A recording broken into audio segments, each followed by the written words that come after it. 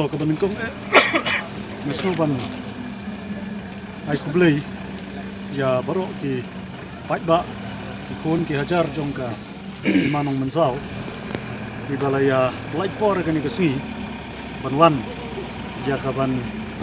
snow ya ka ban snap ya ka ban nakaliang ki chief minister jong ki atli ki jela Meghalaya bat ke jela Assam ki wan hang ne na ka benta ban snow ho pai ba ya ka ba kathong ka ba ki don na ka liang jong ki atli ki sarkar ban penbek no yo Port Usam deng ki atli ki jela kane ka issue ka be dei Port Usam jong ki atli ki jela kana dei ka issue ka ba slam ba ka ba yaj mentala ki saupokandai la jandap san phosnam te ni dap da ka jing sukman bana ka liang ki ne ki artli ki ye jela ki arngut ki chief minister na ki arjala ki laya wan menta ka sngi bat kandai ru ka sngi ka ba kham kerpang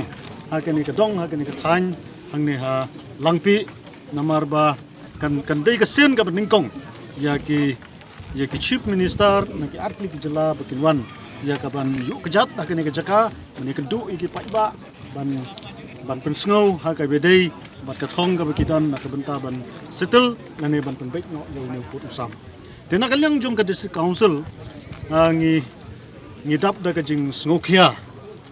ya ka ni ka sngi ka pementa watla da ka long ka jing tip ka ba tang ka ba lingkot ha ka ba menen ka janmet ni yo ya ka phone call na u minister u badai u chairman jong ka regional committee jong ka sarkar ka bedai bat ka ni ka sektor chane na ka benta ban page ya ka jing penbek yo Port Usam haki atli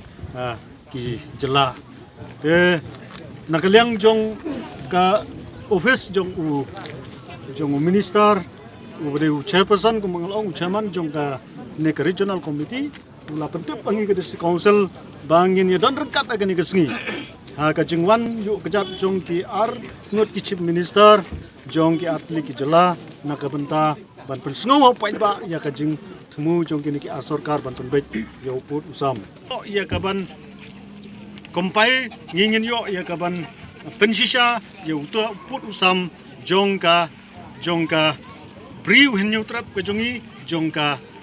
jaj ban riu ka jongi ba ngi kwa ru ba unlong Port Usam jong ka jela Meghalaya ka jongi te hakane ka sngi ka pementa ni wanra ya kini ki memorandum ki jongi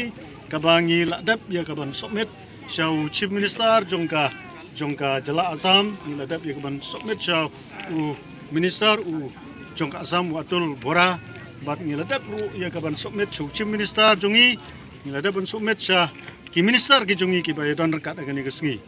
te ngi kerman bana kaliang jong ki artli ki sarkar kinsa